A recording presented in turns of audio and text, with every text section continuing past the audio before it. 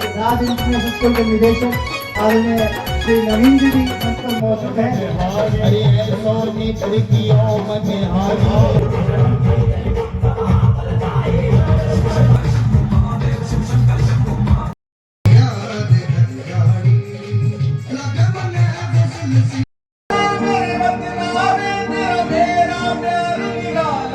कृष्ण, इस समय मेरी बुद्धि अंधकार में जा रही है। हरे कृष्णा। तो कैसे आप सभी का हार्दिक स्वागत है हमारे आज की नई वीडियो में। तो आप सभी को भगवद गीता जयंती और मोक्षदा एकादशी की हार्दिक शुभकामनाएं। आज के दिन भगवान श्री कृष्ण ने अर्जुन को कुरुक्षेत्र युद्ध में भगवद गीता का ज्ञान दिया था। तो बड़ा ही पवित्र दिन है आज। तो आज हम आपको लेकर आए हैं रेवाड़ी के बाल भवन में। तो यहाँ पर अंतर्राष्ट्रीय भगवद गीता जयंती महामहोत्सव बड़ी धूमधाम से मनाया जा रहा है, जिसमें अनेक संस्थाओं के द्वारा और अनेक स्कूल के बच्चों के द्वारा यहाँ पर सांस्कृतिक कार्यक्रम, भगवद गीता के ऊपर लेक्चर और श्लोकाज यहाँ पर प्रस्तुत किए जाएंगे। तो बड़ा ही सुंदर प्रोग्राम यहाँ पर आज होने वाला है। तो अभी कुछ समय पश्चात यहाँ पर प्रोग्राम होने वाला है। तो अभी आपको दर्शन कराएंगे हम यहाँ पर होने वाले प्रोग्राम के।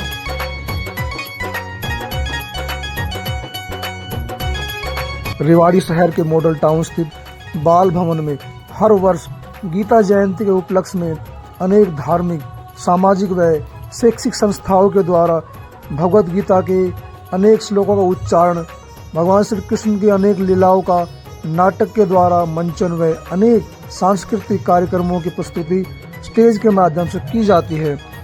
तो भगवद गीता का हमारे जीवन में बहुत अधिक महत्व है। अपने कर्तव्य से भटके हुए अर्जुन को भगवान श्री कृष्ण ने आज से लगभग 5161 वर्ष पूर्व कुरुक्षेत्र के युद्ध में गीता का ज्ञान दिया था। हिंदू धर्म में इस दिन का खास महत्व है।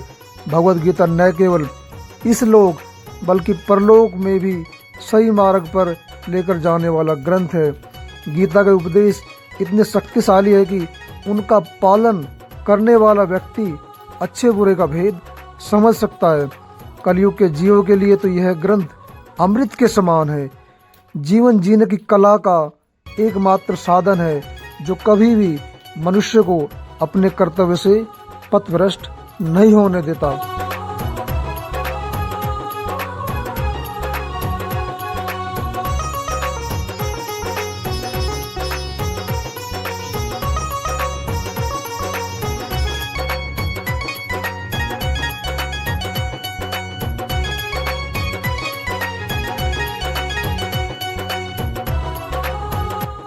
तो यहाँ पर आप देख सकते हैं हरियाणवी संस्कृति की बड़ी सुंदर यहाँ पर ये झांकी बनाई गई है।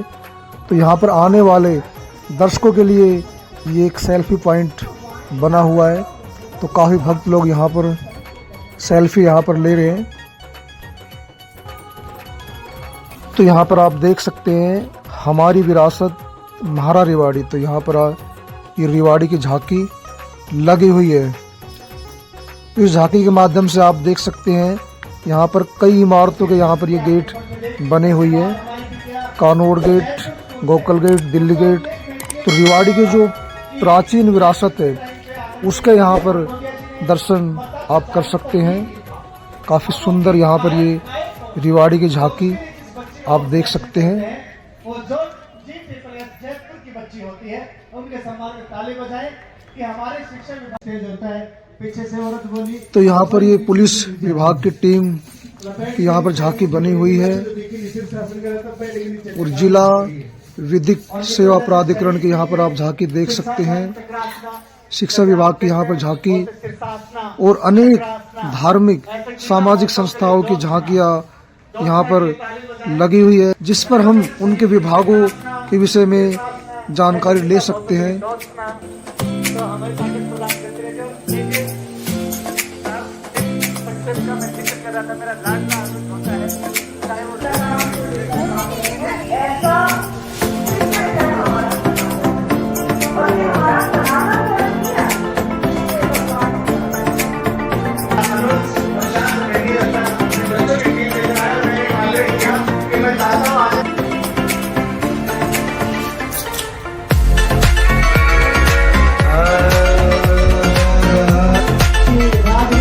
के निदेशक आदरणीय श्री नवीन जी भी सकते हैं। और वाकई में सुदर्शन विद्यालय तरफ में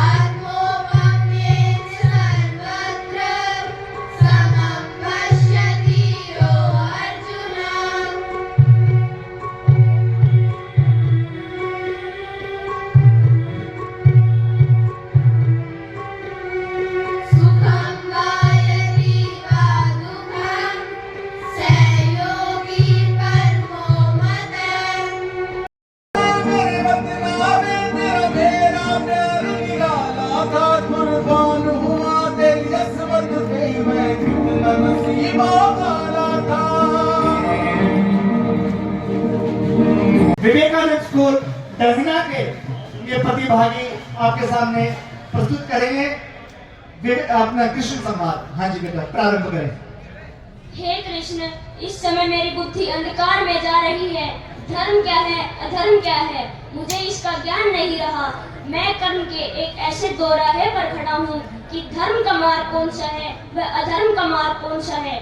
मुझे अज्ञान के इस अंधकार से निकालने का मार्ग बताओ कृष्ण, मार्ग बताओ।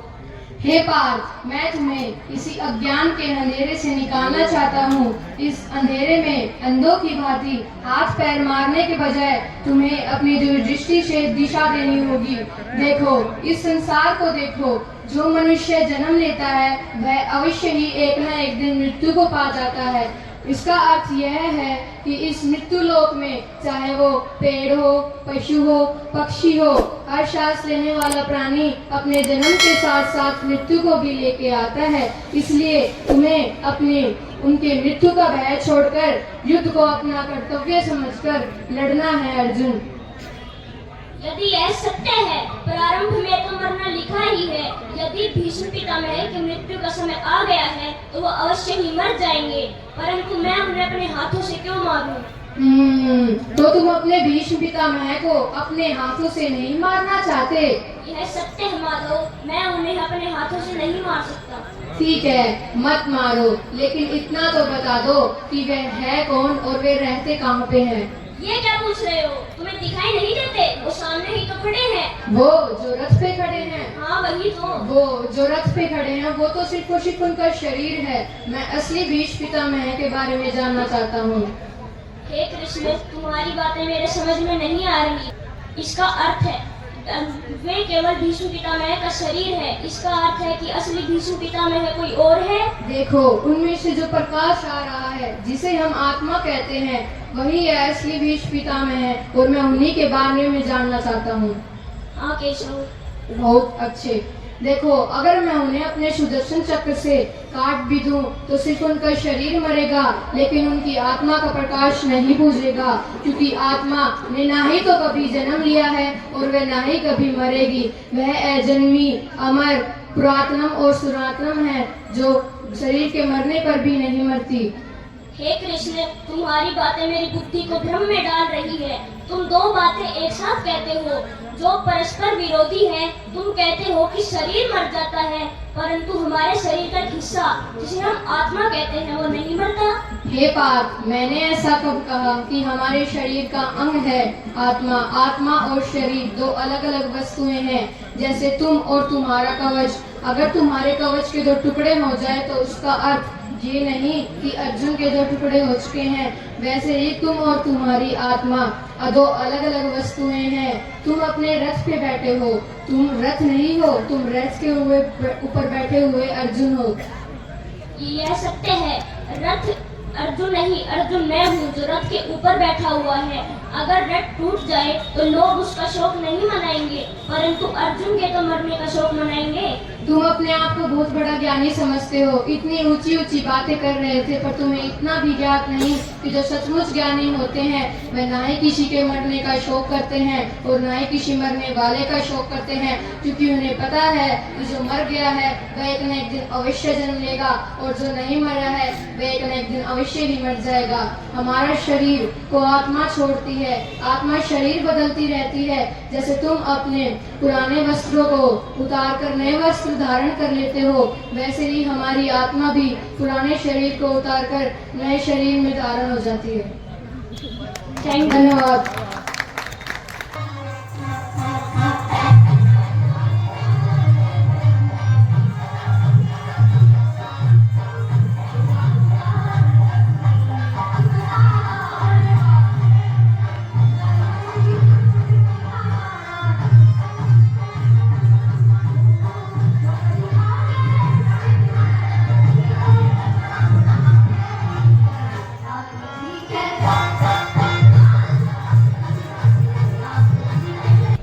नमस्कारम एकम सर्वम अध्यात्म सभायाम उपविष्टानां सर्वेषां निर्देशनानां अभिवादनम्।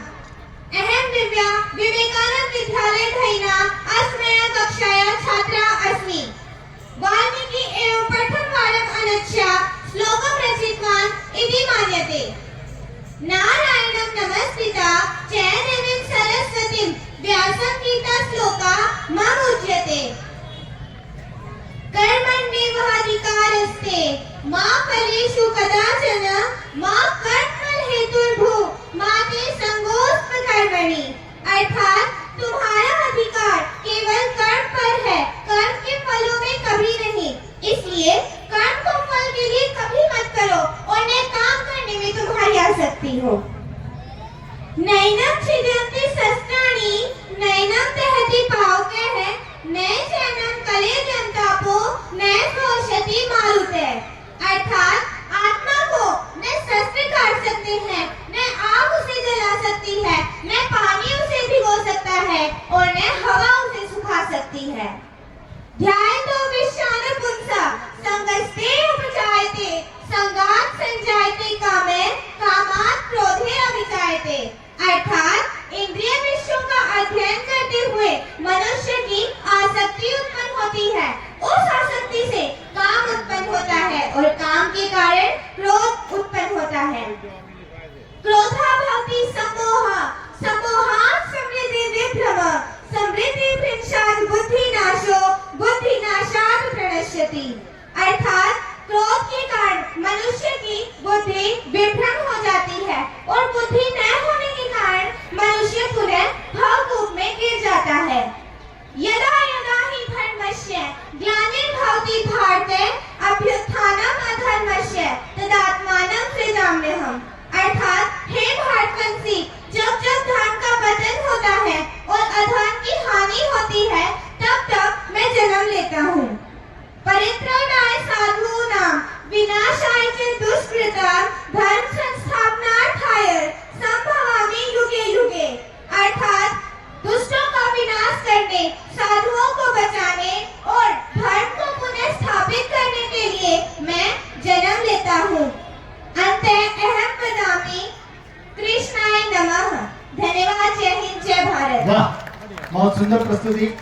और शुरू का अभिवादन भी बच्चे ने संस्कृत भाषा में किया। और ये तो बहुत संस्कारी बच्चे थी, नहीं तो सारे सच में एक जगह प्रतियोगिता हो रही, वहां एक बच्ची आई और जजेस आपस में बात करने लग गए। तो बच्चे बड़ी माइन्यूटली ऑब्जर्व करते हैं और कब इनका माइंड सटक जाए पता नहीं लगता। बच्ची आई और बोले कि मैं संस्कृत श्लोक उच्चारण आपके सामने कर रही हूँ, आशा करते ध्यान से सुनेंगे। ओम विश्वानि देव सविता दुरितानि परासो यज्ञपत्रम कन्यासो, अर्थात कोई संस्कृत के श्लोक का उच्चारण कर रहा और आप उसे ध्यान से नहीं सुनते तो ईश्वर अगले जन्म में जानवर जोनी में उसे जन्म देता है। धन्यवाद। हम राष्ट्रीय अंतर्राष्ट्रीय स्तर पर गीता महोत्सव का सफल आयोजन कर रहे हैं। जैसा मैं पहले भी कल से आपको बता रही हूँ, अध्यात्म, कला एवं संस्कृति का दिव्य संगम अंतर्राष्ट्रीय गीता महोत्सव। और हम तो धनी हैं, विभिन्न तरह तरह की संस्कृतियां हमारे देश में समाहित हैं। कहीं हरियाणवी, कहीं मराठी, तो कहीं दूर अंचल में पूर्व के जो हमारे राज्य हैं उनकी संस्कृति बेहद खूबसूरती लिए हुए। और ये 3 दिन इन संस्कृतियों को हमारा जिला स्तर का अंतर्राष्ट्रीय गीता महोत्सव का मंच। तो चलिए जोरदार तालियों से आगाज इस मराठी हिंदी नृत्य का राज इंटरनेशनल की छात्राएं हमारे साथ लेकर आई है। जोरदार तालियां पंडाल से इन छात्र एवं छात्राओं के लिए। श्री कृष्ण गोविंद, मीठी मीठी तालियों के साथ। क्या बात।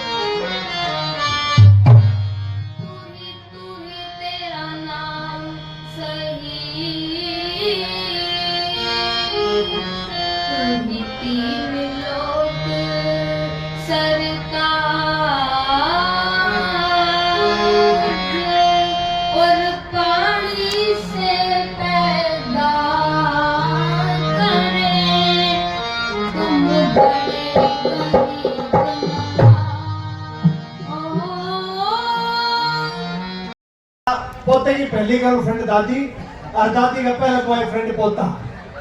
इससे अच्छा गर्लफ्रेंड बॉयफ्रेंड दुनिया में हो ही नहीं सकते। गीता महोत्सव से बच्चों लेकर जाना। जो लड़के हैं, तुम्हारी पहली गर्लफ्रेंड तुम्हारी दादी हो सकती है, इसलिए आज घर पे जाकर दादी से अतिरिक्त प्रेम से बात करना। चलिए, थैंक यू एक बार पुनः पूरी बड़े कालपुर की टीम को बहुत बहुत साधुवाद।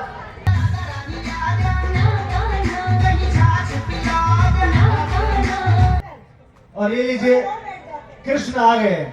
गोपियों ने बुलाया तो कृष्ण आ गए। आए बेटा। तो माता यशोदा ओखली से बांधती, तो आप अपने दिल पर हाथ रख कर बताइए कि कृष्ण में इतना सामर्थ्य नहीं था उस रस्सी को खोलने, लेकिन क्यों नहीं खोला? उसकी माँ कहती है, कभी प्रेमी के रूप में रास रचा के प्रीत की रीत निभाने लगे, कभी सारथी बनकर अर्जुन को रण की रणनीति सिखाने लगे। भव से भव पार लगाता है जो खुद बंधन मुक्त हुआ ही नहीं। कृष्ण ने ऐसा शैशव रूप रचाया, खुद पुत्र धर्म की रीत निभाने लगे। इसलिए राधा चले बिना सोचे समझे, इसलिए राधा चले। देवाय नमः। वाह। हे कृष्ण करुणा सिंधु, दीन बंधु जगत्पते,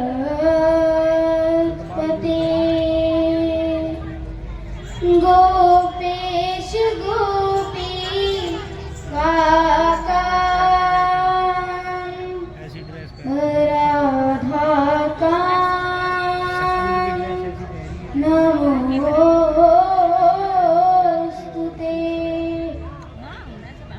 गीता श्लोक पाठेन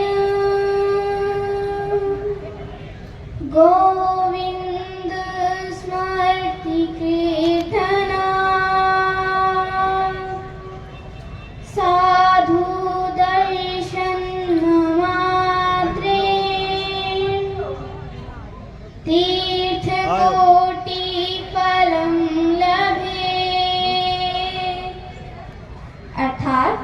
गीता के श्लोक के पाठ से, भगवान के स्मरण और कीर्तन से तथा आत्म तत्व में विश्रांति प्राप्त संत के दर्शन मात्र से करोड़ों तीर्थ करने का फल प्राप्त होता है।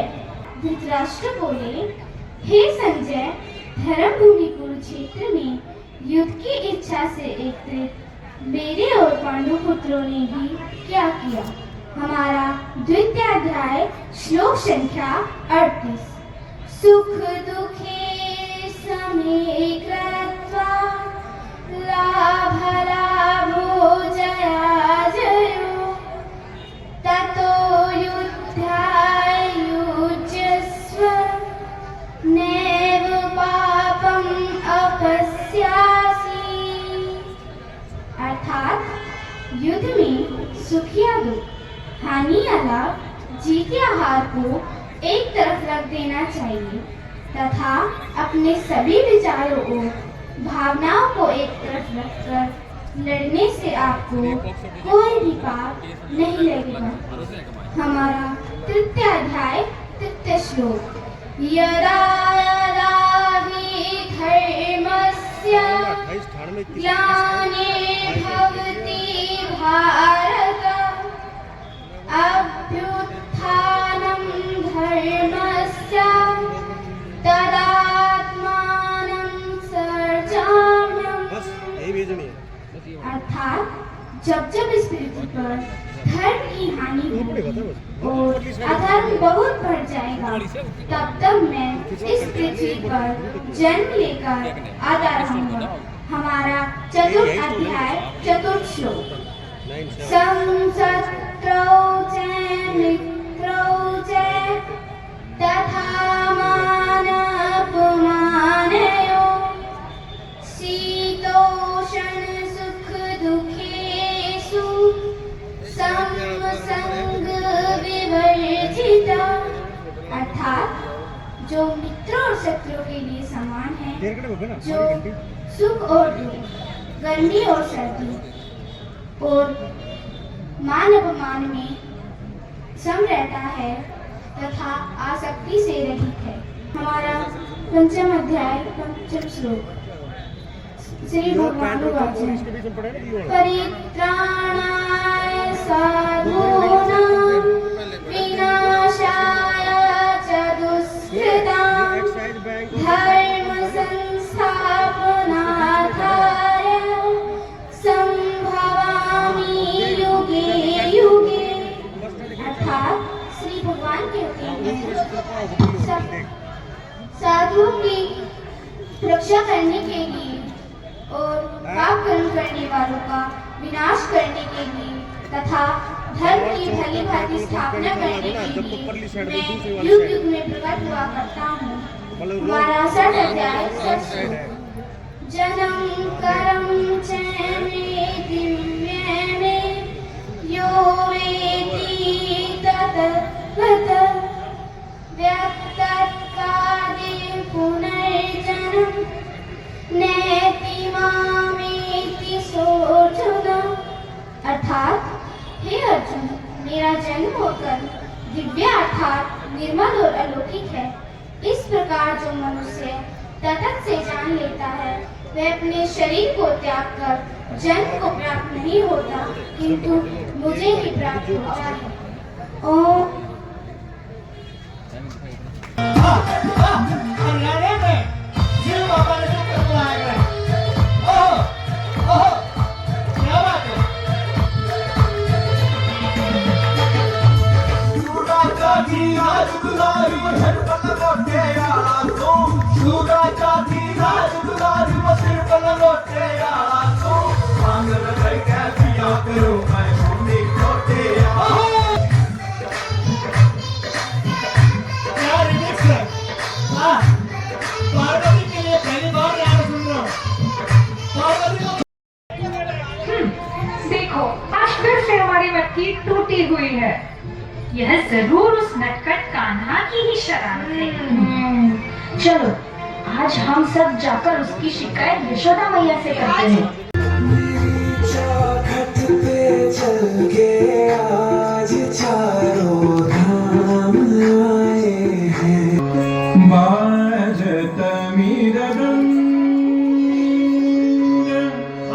तीरवटेषु ब्रज 84 कोस की परिक्रमा एक दे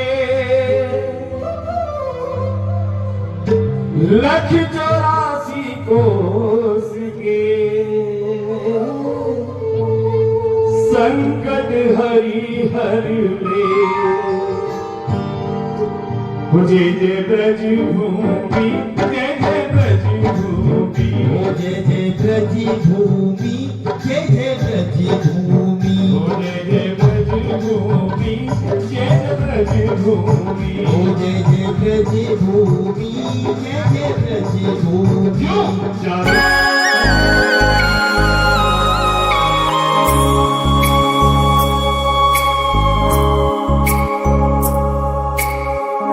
मंगल भवन अमंगल हारी द्रवहु सुदशरथ अजर बिहारी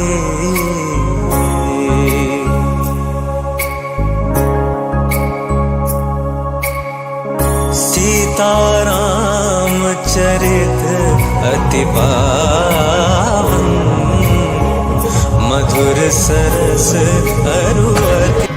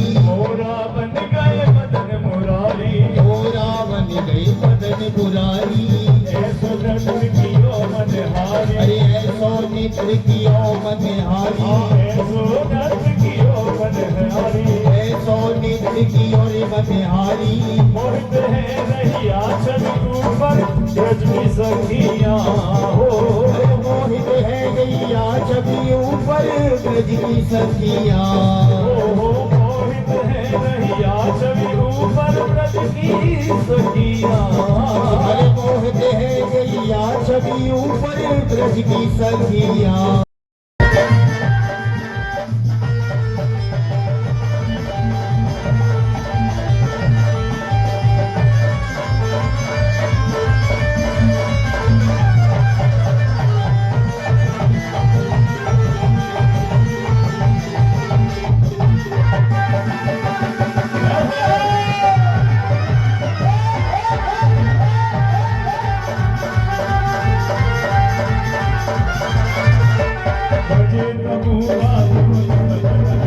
आदि वात्सल्य प्रेम से दूसरों के लोग नहीं होनी चाहिए, मुझे कहना ना पड़े।